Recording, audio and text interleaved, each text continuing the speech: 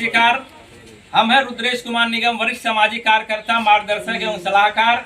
आज हम जन चौपाल कार्यक्रम के तहत बिंदवलिया ग्राम सभा पोस्ट कैथवलिया, थाना कोतवाली, ब्लॉक और जो है तहसील सदर, जिला गाजीपुर, उत्तर प्रदेश के अंतर्गत आज हम लोग जो है हमारे जो यहाँ के कार्यक्रम के जो अध्यक्षता करने वाले हैं यह मान्यवर सुकालू राम जी हैं। इनके नेतृत्व में आज यह जो है बिंदवलिया में कार्यक्रम किया जा रहा है।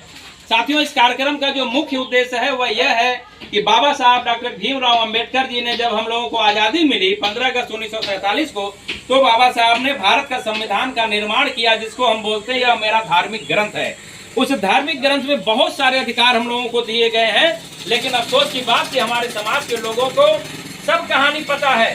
होल बम की कहानी पता है, जागा जागा की कहानी पता है, जय सिया राम की कहानी पता है, लेकिन हमारे भारत के संविधान की कहानी नहीं पता है। इसलिए हम सामाजिक कार्यकर्ता आम आदमी परिवर्तन सामाजिक संस्था के राष्ट्रीय अध्यक्ष रुद्रेश कुमार निगम यह जन चौपाल लगा करके संविधान, समाज, समस्या और समाधान पे जो है गांव-गांव में चर्चा करते हैं। हमारे समाज में बहुत सारे लोग कहते हैं कि हम समाज के प्रहरी हैं, अगुआ हैं। वो करते क्या हैं? संविधान और समाज की तो बात करते हैं, लेकिन जो समाज में हमारे रहने वाले हमारे भाई बंधु हैं, उनकी समस्या और समाधान पे कहीं कोई चर्चा नहीं करता है। हमारी संस्था का मुख्य उद्देश्य है आपकी समस्या पे और समाधान पे चर्चा करना, और चर्चा नहीं करना। अभी हम बहुत कुछ बताएंगे, उस पे हम 4 कदम आपके साथ चलेंगे ताकि आपकी समस्याओं का निदान हो। हमारा मानना है कि अगर पड़ोसी के घर में आग लगी हुई है और हम आग न बुझावें और सिर्फ खड़ा होकर के यहाँ पे लेक्चर देते रहें, वो पड़ोसी हमसे कभी नहीं जुड़ेगा, न कभी खुश रहेगा। तो आग बुझाना बहुत जरूरी है। तो आज हम लोग यह जन चौपाल के तहत संविधान के बारे में बता रहे हैं। अभी हम लोगों ने संविधान के उद्देश्य का पढ़ करके सभी लोगों ने शपथ लिया है। यहाँ पे जो भी हमारी माता बहनें हैं, हमारे जो पिता तुल्य लोग हैं, हमारे भाई मित्र दोस्त हैं, सभी लोगों ने यह कसम खाया है कि हम लोग संविधान को जो है मानेंगे, संविधान का पालन करेंगे, क्योंकि यह देश सिर्फ और सिर्फ संविधान से चलता है, इसके अलावा यह किसी चीज से नहीं चलता है। आज मनुवादी व्यवस्था के लोग आज संविधान के ऊपर रोज आघात पहुंचा रहे हैं, संविधान को नष्ट करने पे तुले हुए हैं। संविधान के आप देखते होंगे कुछ लोगों ने इसके पहले जंतर मंतर पे संविधान को जलाने का काम किया था, लेकिन यह हमारे समाज की एकता का बहुत बड़ा प्रतीक उस दिन रहा 8 अप्रैल कि पूरे भारत के अंदर हमारे समाज के लोगों ने एक जागरूक होकर के सड़क पर उतरने का काम किया, जिसके वजह से मनुवादी व्यवस्था के लोगों के बीच में खलबली मच गई। वह समझ गए कि अगर हमने संविधान के साथ छेड़छाड़ किया तो यह जो हमारे समाज के SC, ST, OBC और माइनॉरिटी के लोग हैं वह एकजुट हो जाएंगे, तो उनका जो है फिर इस देश के अंदर रहना मुहाल हो जाएगा। लेकिन यह तभी संभव है जब हम जाने कि संविधान में हमें क्या कहा गया है। तो हम पहले अपने समाज की माता बहने के बारे में बताना चाहते हैं। आपको याद होगा कि अब से लगभग 300 साल पहले, आप अपना YouTube, Facebook पे पढ़िएगा कि इसके पहले मनुवादी व्यवस्था के लोगों ने हमारे समाज की माता बहनों को कपड़ा पहनने का अधिकार नहीं दिया था। उस समय बताया जाता है कि कमर के ऊपर हमारे समाज की माता बहनों को कपड़ा पहनने का अधिकार नहीं दिया था। अगर वह कपड़ा पहनती थी उनसे टैक्स वसूला जाता था। उस समय का जो एक शासक हुआ करते थे, उनका नाम है टीपू सुल्तान। टीपू सुल्तान को यह बात अच्छी नहीं लगी। उन्होंने इस देश के जो मनुवादी के लोग हैं, जो आ रहे हैं, जो विदेशी हैं, जो देश के अंदर आए हुए थे, टीपू सुल्तान ने उसका घोर विरोध किया। बोला नहीं, हमारे समाज की जो माता बहनें हैं वह पूरे शरीर को ढकेंगे और कहीं कोई टैक्स नहीं देंगी। बाबा साहब ने जब संविधान का निर्माण किया तो उसमें महिलाओं के हकूक के लिए हिंदू कोड बिल का निर्माण किया। हिंदू कोड बिल का जब निर्माण हो रहा था तो यह मनुवादी जो लोग हैं, जो लोकसभा में बैठे थे, जो सांसद में भवन में जो बैठे हुए थे, वह कतई नहीं चाहते थे कि महिलाओं को अधिकार मिले।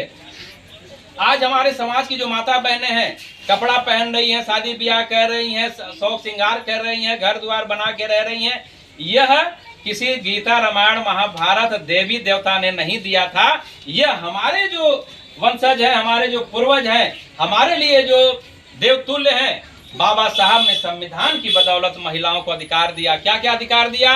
पहला अधिकार दिया पुरुषों के बराबरी में चलने का। संविधान यह कहता है कि महिलाएं भी उतना ही अधिकार रखती हैं जितना कि एक पुरुष अधिकार रखता है। कोई पुरुष यह नहीं कह सकता कि नहीं, यह महिला हमारे साथ कंधे से कंधा मिला के नहीं चल सकती है। दूसरा अधिकार दिया कि महिलाएं चाहें तो पढ़ लिख सकती हैं। ये जो कि हमने यहाँ पे फिगर बताया, यहाँ पे लगा हुआ है, हमारी जो माता हैं सावित्री बाई फुले, जब उन्होंने शिक्षा का अधिकार दिया तो उन्होंने स्कूल खोला और महिलाओं को पढ़ने का अधिकार दिया। बाबा साहब ने हिंदू कोड बिल के अनुसार जो है महिलाओं को पढ़ने लिखने का अधिकार दिया।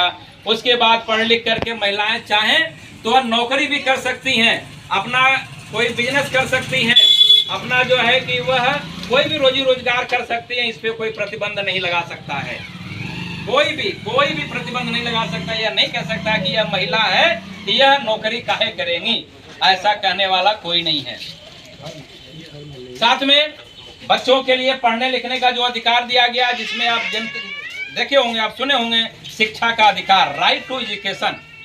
कक्षा 1 से लेकर के कक्षा 8 तक के बच्चों का निःशुल्क शिक्षा का अधिकार यह संविधान ने दिया हुआ है, यह किसी गीता रामायण महाभारत ने नहीं दिया हुआ है।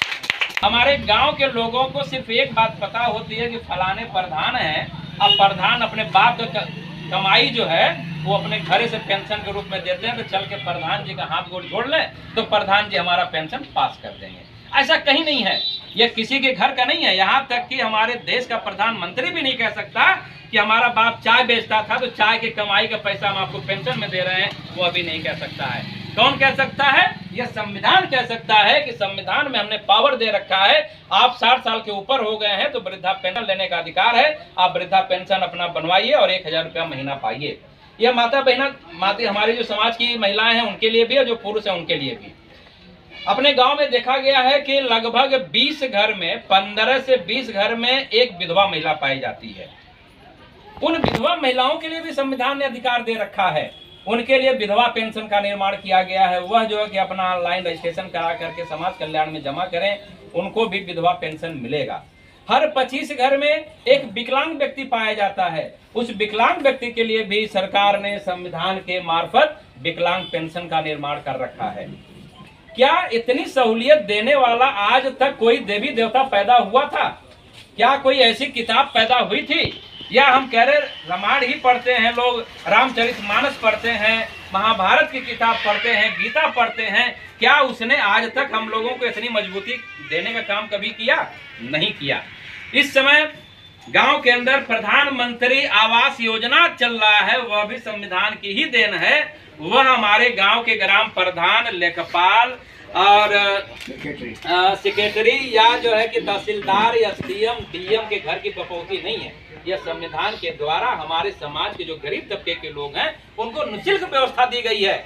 लेकिन हमारे समाज के प्रहरी जो है, अगुवाई करने वाले जो जनप्रतिनिधि हैं, वह इतने निकम्मे और बेईमान हैं कि बिना पैसा लिए वह आपका कहीं कोई भला नहीं करते हैं। उसके लिए भी संविधान ने पावर दे रखा है। डीएम के यहाँ जाकर के सीधे शिकायत करिए कि साहब हम गरीब आदमी हैं, झुग्गी झोपड़ी हमारा है, आवास नहीं है। डीएम आपको निःशुल्क व्यवस्था करेगा और जो 2 लाख 2.5 लाख रुपए मिलता है वो आपको मिलेगा, उसमें कहीं कोई कटौती नहीं कर सकता है। ये अलग की बात है कि हमारे समाज के लोग थोड़े से अशिक्षित होने की वजह से वह हिम्मत नहीं कर पाते हैं कि वह वहां तक पहुंच जाएं।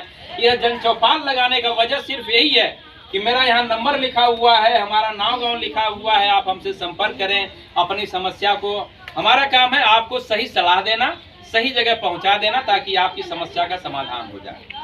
हमारे समाज की जो बच्चियां हैं, जब 18 साल की हो जाती हैं, उनके शादी का जब वक्त आता है, एक गरीब पिता को शादी करने में तमाम अड़चनें आती हैं। बाबा साहब ने संविधान में जो है उनके लिए भी विवाह कन्यादान के तहत वह जो है कि वह शादी अनुदान देने का काम किया हुआ है।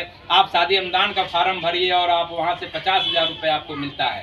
समय समय पे कुछ सामाजिक संस्थाएं सामूहिक विवाह योजना के तहत जो है विवाह करवाती हैं, 100-150, उसमें वह जो भी घरेलू सामान है लड़का लड़की का 1.5 लाख 2 लाख रुपए तक का वह पूरी व्यवस्था उपलब्ध करवाते हैं।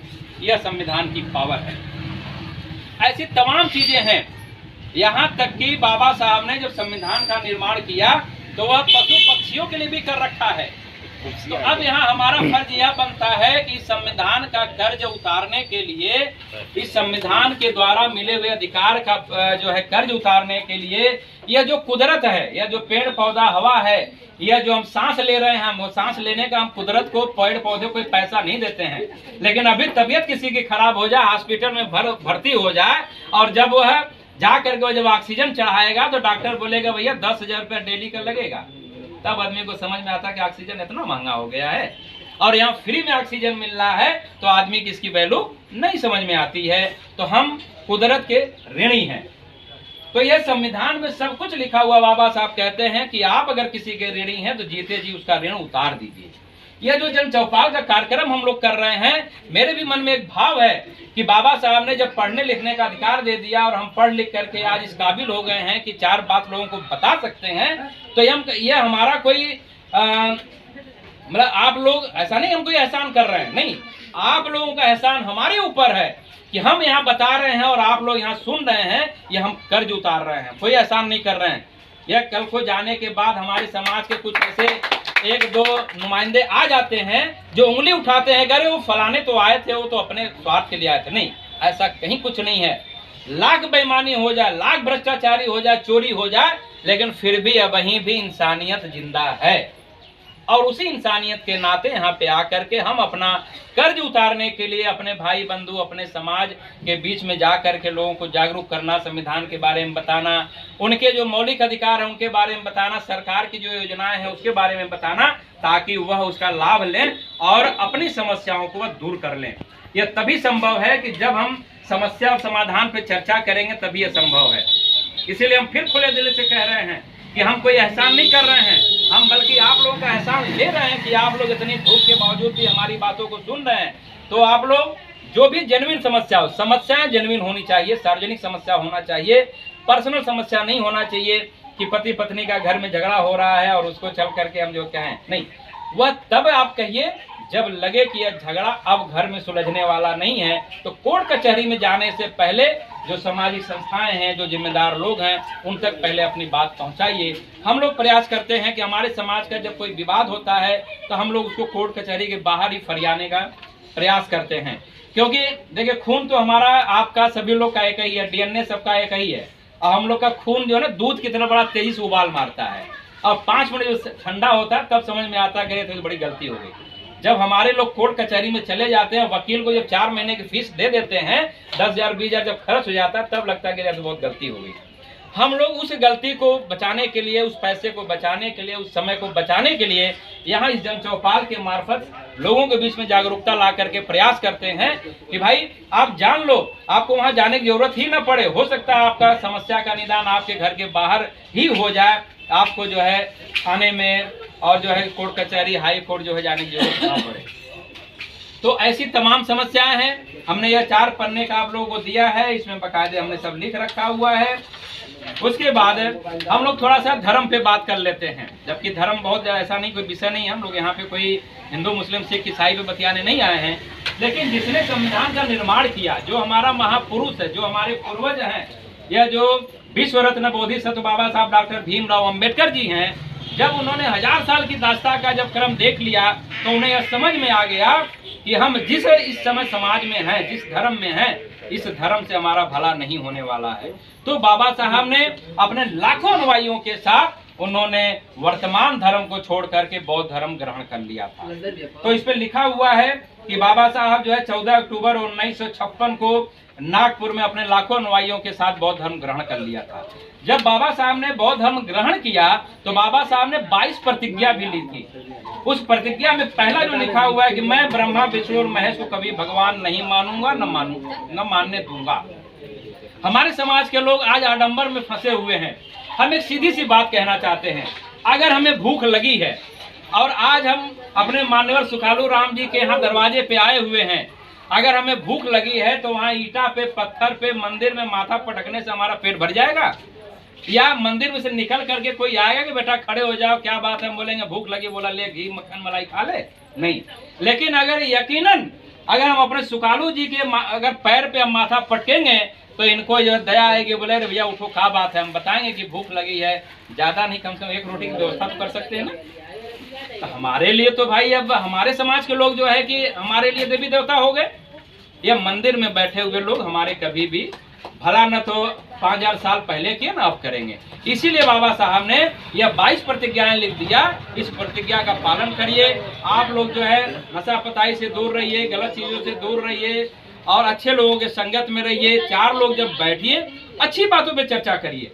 हमारे गांव के लोग अधिकांश देखा गया है कि जब वह टाइम पास करना होता है तो वह ताश लेके चले आते हैं, 5 लोग बैठ करके ताश खेलते हैं, टाइम पास करते हैं। उससे जब फुर्सत मिल जाती है चौराहे पे जाकर के 5-10 लोग मिल करके वह गपबाजी करते हैं। क्या करते हैं, अरे भैया आजकल फलाना तो जो है कि नई बाइक खरीद लिया है। अरे भाई खरीद लिया है तो आप उसको मिठाई खिलाओ ना, बधाई दो ना कि भैया अच्छी बात है, बहुत बढ़िया आपने देखिए बाइक खरीदा भैया, बड़ा आप तपस्या किए, साइकिल से बहुत दिन चले हैं। हमारे जैसे एक साथी देखिए यहाँ मुकेश राम जी बैठे हुए हैं, मुकेश भारती जी, ये साइकिल से ही लगातार भ्रमण करते हैं और हमें लगता है कि 90% गाजीपुर का भ्रमण इन्होंने साइकिल से कर रखा है। अगर इनके पास गाड़ी हो जाती है कल को इनके दम पे, इनके मेहनत के बल पे, तो क्या हमें ताना मारने की जरूरत है या इनको मिठाई खिलाने की जरूरत है? हमें चट्टी चौराहे पे बैठ करके इन्हें मिठाई खिला करके 10 जने के बीच में कहने की जरूरत है कि भैया देखा मुकेश भारती जी कितनी ईमानदारी से काम कर रहे थे, आज देखिए वो बाइक से चल रहे हैं। जलने की जरूरत नहीं, हम जल के क्या करेंगे? अगर हम जलन का भाव करते हैं सिर्फ अपना नुकसान करते हैं। हम क्या बतियाते हैं, अरे वो फलनवा के घरे यार उनकी बच्ची जो है कि वहां जाती है। अरे भाई जाने दो ना, आपका फर्ज यह बनता है कि अगर फलाने की बच्ची वहां जानती है, आप सुरक्षा कवच बन के उसके साथ जाइए, ताकि बीच में कहीं कोई अत्याचार जो ना हो, उसके साथ कोई छेड़छाड़ ना हो, कोई दूसरा गंदी नजर वाला व्यक्ति हमारी समाज की बहन बेटियों के साथ कोई दुर्व्यवहार न करने पावे, यह मेरा कर्तव्य है।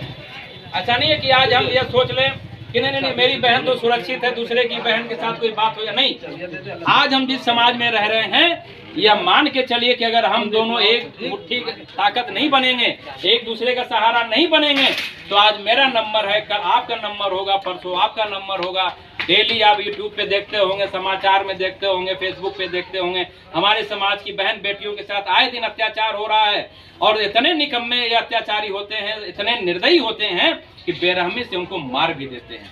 क्यों कर देते हैं? उन्हें पता है कि ये SC/ST समाज के लोग, OBC के लोग जो हैं, यह जगह जगह बोल बम, शिवरात्रि, जय महादेव में परेशान है, ये कभी एक नहीं होंगे, इसलिए उनकी मनोबल बढ़ जाती है। हमारे एक इस समय चर्चित चेहरे पूरे भारत के अंदर बन करके उभर रहे हैं। हमारा उनसे कोई पर्सनल ऐसा नहीं है, लेकिन अच्छे को अच्छा कहना यह बुरी बात नहीं है। चंद्रशेखर रावण नाम का एक व्यक्ति इस समय भारत के अंदर जो है कि एक चर्चित चेहरा बना हुआ है, और जहां हमारे समाज के ऊपर कहीं कोई अत्याचार होता है, वह बंदा जब पहुंच जाता है, वहां के DM SP को पसीना आने लगता है। यह एकता की बात है। क्या हमारे बीच में ऐसी एकता है? क्या हम लोग ऐसा कर पा रहे हैं? नहीं कर पा रहे हैं। तो साथियों, यह जन चौपाल लगाने का उद्देश्य बस यही है कि हम लोग एक दूसरे का साथ सहयोग दें, एक दूसरे की समस्याओं में जो है कि सहभागी बने, कैसे उनकी समस्या का निदान हो सकता है उस पर विचार करें, यह करने की जरूरत है। जन चौपाल संविधान, समाज समस्या और समाधान लगाने का उद्देश्य यही है। हम एक सामाजिक व्यक्ति हैं, हमारा किसी जो है राजनीतिक पार्टी से कोई बहुत ज्यादा मतलब नहीं है। जन चौपाल का सिर्फ उद्देश्य यह है कि सरकार द्वारा चलाई जा रही योजनाओं को आप लोगों तक पहुंचाया जाए। इस समय सरकार की कुछ अच्छी योजनाएं चल रही हैं। हमारे समाज की जो माता बहनें पढ़ी लिखी जो हैं, यूनियन बैंक ऑफ इंडिया इस समय इन लोगों को 7 दिन का प्रशिक्षण शिविर देता है। वो सारा व्यवस्था निःशुल्क है, रहना खाना पीना सब महिलाओं के लिए निःशुल्क है, कोई पैसा नहीं लगना है। वहाँ 14 प्रकार का प्रशिक्षण दिया जाता है। जैसे मान लीजिए कोई मोमबत्ती बनाना चाह रहा है घर में, तो वह यूनियन बैंक ऑफ इंडिया गोरा बाजार में उसकी ऑफिस है, वहां पे वह आपको अगरबत्ती बनाने का प्रशिक्षण देंगे, मोमबत्ती का, माला का, सर्फ एक्सेल का, डिटर्जेंट पाउडर का। कोई महिला ब्यूटी पार्लर खोलना चाहती है तो ब्यूटिशियन का वहाँ कोर्स सिखाया जाता है। कोई सिलाई कढ़ाई करना चाहती है तो वहाँ पे सिलाई कढ़ाई सिखाया जाता है। ये सारी व्यवस्था उनको निःशुल्क की जा रही है, कहीं कोई पैसा नहीं लगता है।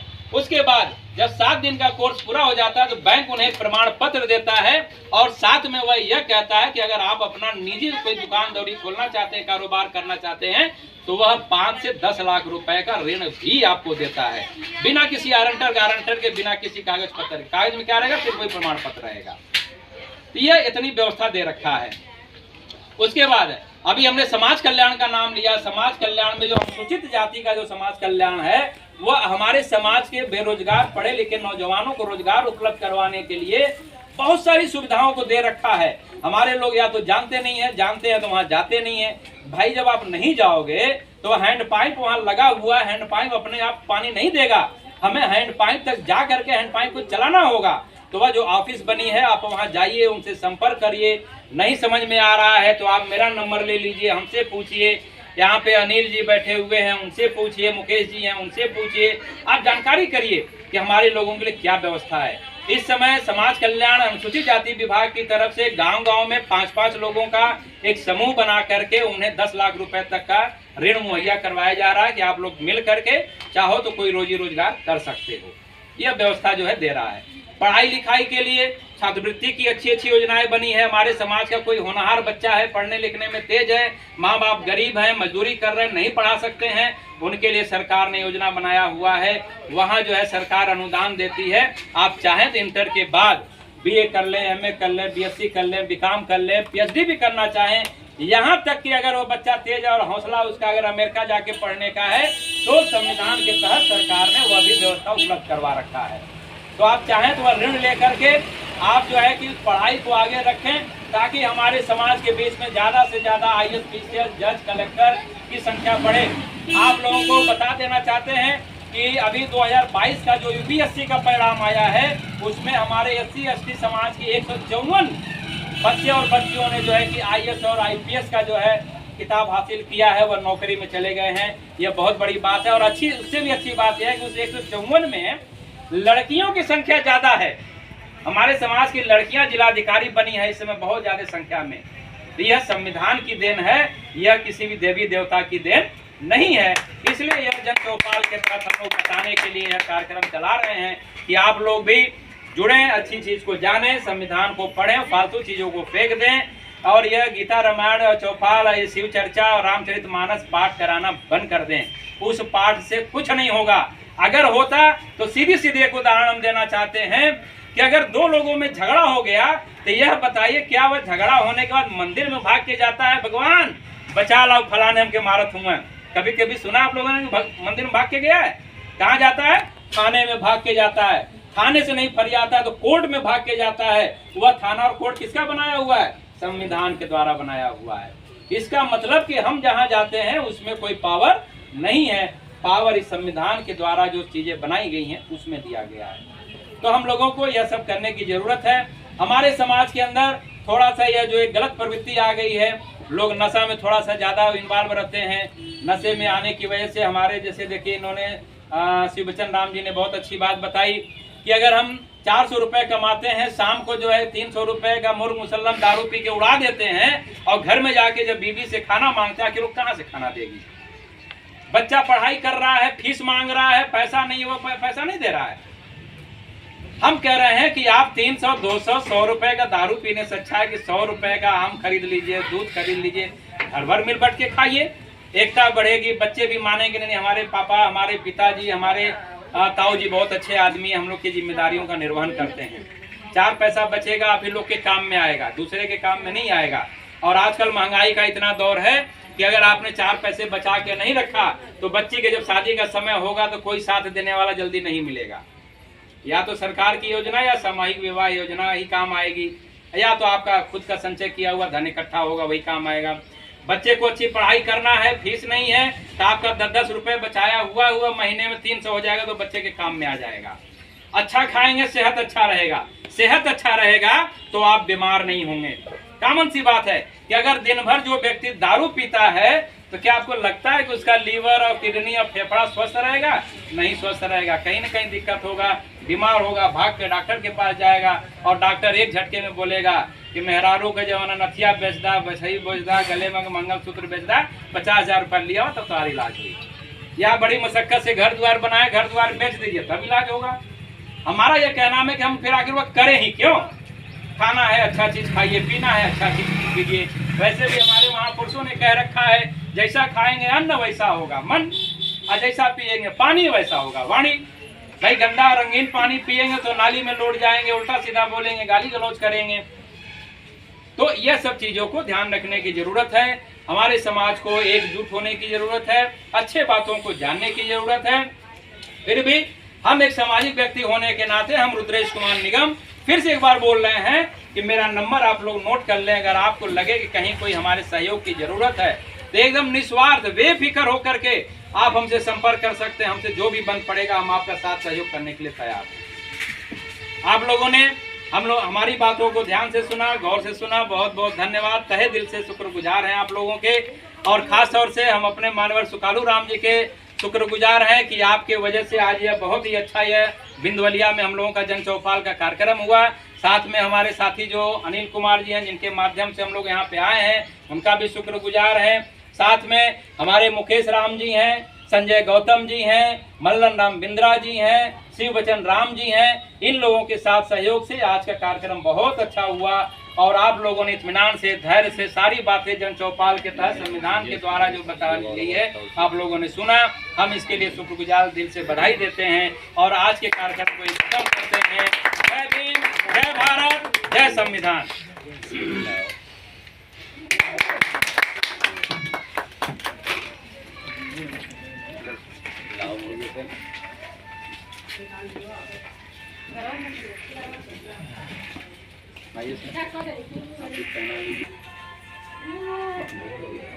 चलिए सर, चलिए जय जय।